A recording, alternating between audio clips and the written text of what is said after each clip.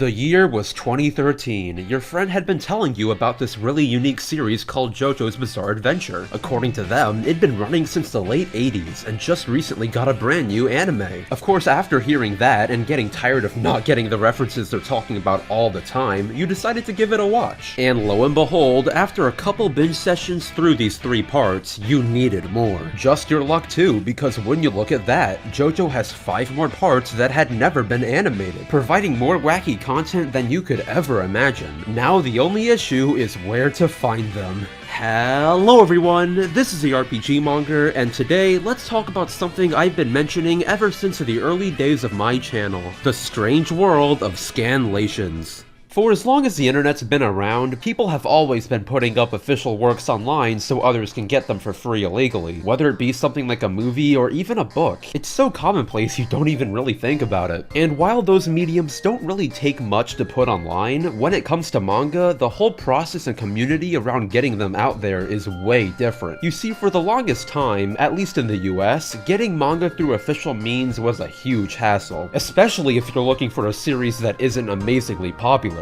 Of course, nowadays, things have thankfully progressed quite a bit, with a wide variety of manga being translated and made legally accessible by various companies, with Shonen Jump even having its own official app now, which on a side note, I'd highly recommend using. But if you go back to even the 2000s, things were a lot different, especially if you lived in countries where officially translated manga weren't exactly commonplace. Though before we get to the moment I'm sure you're all waiting for, what are scanlations exactly? Well, like it sounds, it's a combination of a couple things. Done usually by a small team of fans, scanlation involves the translation, scanning, and editing of the original manga into whichever language is desired. Though the process is definitely not limited to only manga. But since it's almost always a team of people doing this, it'd take no time at all for small communities to form online centered around scanlation. However, that's just how it is now. When people first started making fan translations of manga, things were far more crude.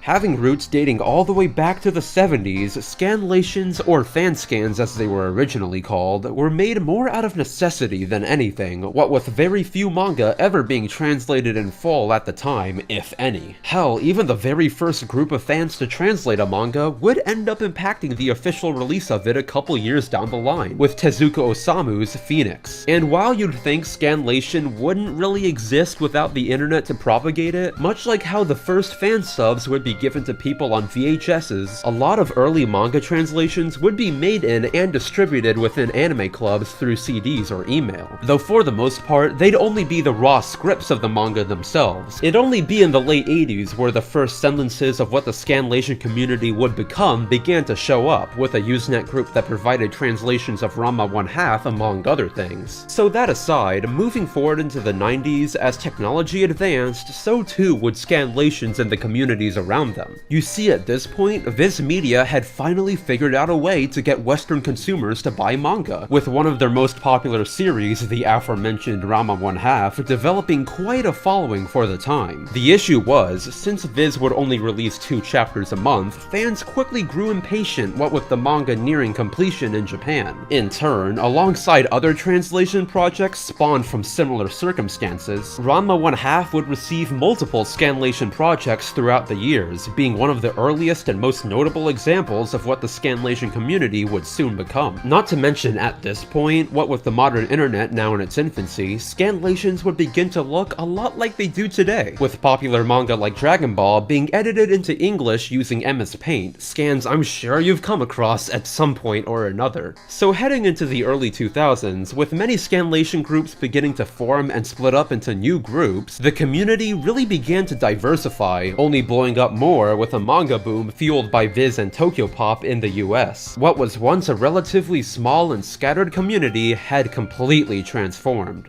So now that we have a good understanding of the early history behind scanlation, let's get back to the main topic at hand. As you could probably guess, in the early days, scanlation was more of a hobby than anything, with the people creating scanlations doing it out of love for the source material in hopes of more people gaining access to it. A sharp contrast to how the scene would be a couple years later, with every manga under the sun being scanned just so you could read them for free. Hell, in the late 90s and early 2000s, the community was so pure that when a new chapter chapter of a manga would be translated officially, the people who'd put the scans online would immediately take them down. Though getting back on track, let's talk Jojo. Like you'd expect, in the early to mid-2000s, the Jojo fanbase was but a sliver of what it is today, with the only content Western fans had access to being the Part 3 OVAs and a few scattered scans of the first few parts, with Viz only picking up Part 3 in 2005, releasing it over a 5-year period until 2010. Needless to say, people wanted more. So in turn, while multiple teams and individuals got to work at getting scans of Jojo online, since nobody had started Part 4 yet, one guy would decide to get the ball rolling. We'll call him Josuke. At that point in roughly 2005, Josuke had already begun scanning and editing Part 4, when out of nowhere, someone contacted him on AIM with some interesting information. We'll call them Koichi. You see, apparently, Koichi knew a guy in China who wanted to do the entire process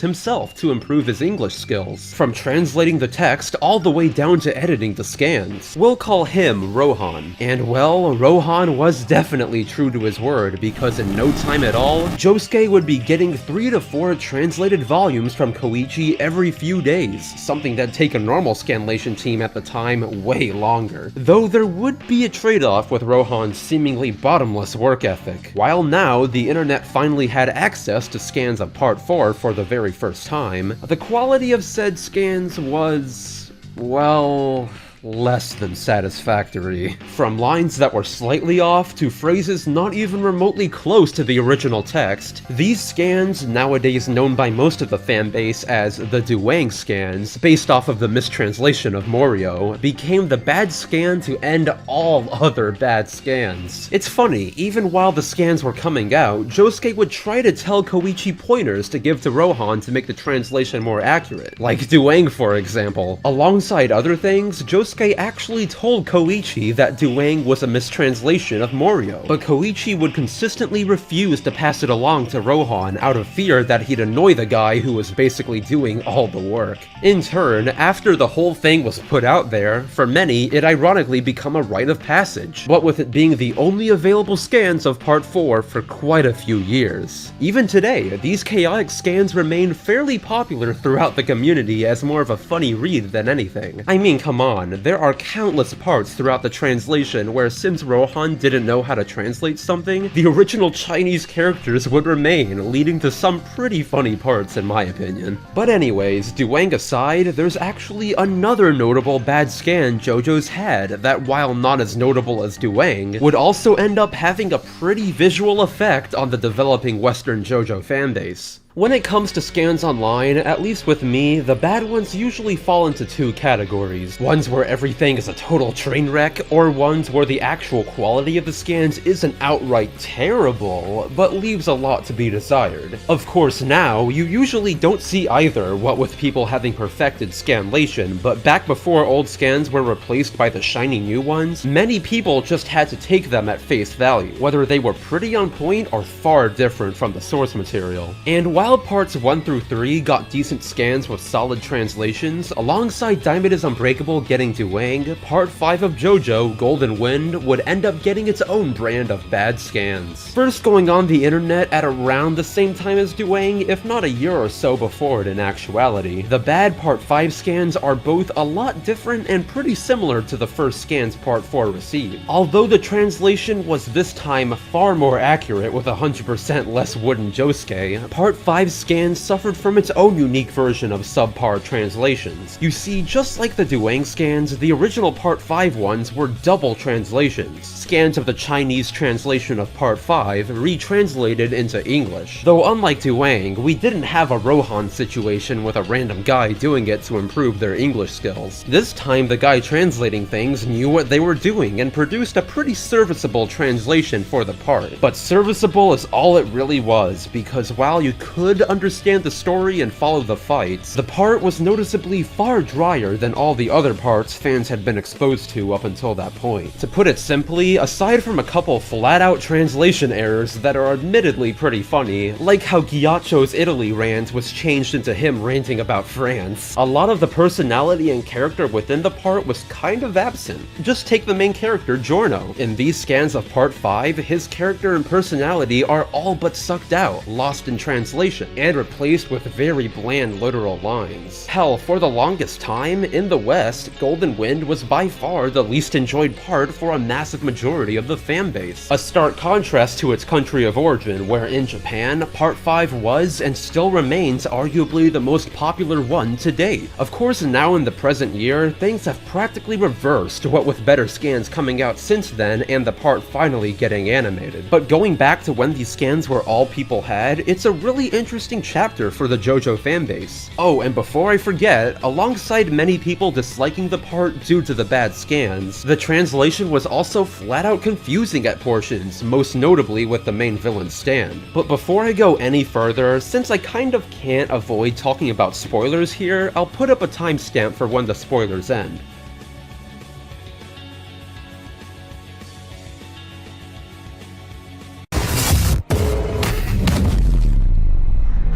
So alright, as they all time skip to when the spoilers end, let's talk King Crimson. As I'm sure you all know, Diavolo's stan King Crimson, to put it simply, has an ability to show Diavolo what happens in the next 10 seconds, which he can then use his other ability to skip time to position himself in the most strategic or desirable spot. However, for everyone else besides him, they just keep doing whatever they were doing before the skip and have no memory of those 10 seconds after the skip takes place. When given an explanation like that, it makes pretty good sense, right? Well, back when these scans were all people had, the obtuse translation did not do the stand any favors, with many being more confused than anything as to what it could do. As a result, with most people not knowing what the hell King Crimson did, many just started to say it just works, an in-joke I'm sure many of you are familiar with by now. Oh wait, hold up.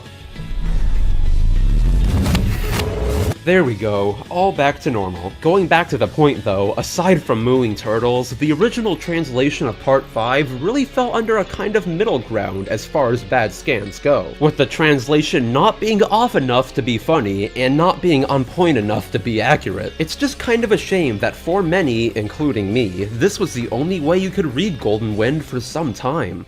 So all that being said, let's start to wrap things up. Looking back at the history of Scanlation, it's really insane to see how many early fanbases were molded and affected by the scans they read. Jojo especially. I mean, just imagine if people only started scanning the parts in recent times. While they would have been better from the start, and not in Comic Sans, I feel the fanbase just would not be the same without such a unique early history. Thankfully though, after Viz only brought Stardust Crusaders over and nothing else, in the past couple of years, they've actually begun to translate things at a decent pace, getting parts 1, 2, 3 again, and now 4 out officially to the masses. So hey, even if you've already read all the JoJo parts and are caught up with Part 8, I highly recommend you pick these up. In all honesty, aside from Blu-rays, it's the most concrete way you can actually support the original creators as of now. Plus, with the aforementioned Shonen Jump app, you can even get parts 1 through 3 officially online, something I know at least I would have killed for back in the day when I first started reading JoJo. All in all, the history behind Scanlations really does give a window into how dedicated fans of manga can be. And without them attracting so many new fans with unofficial Scanlations, I highly doubt companies would have ever brought as many manga over as they have today.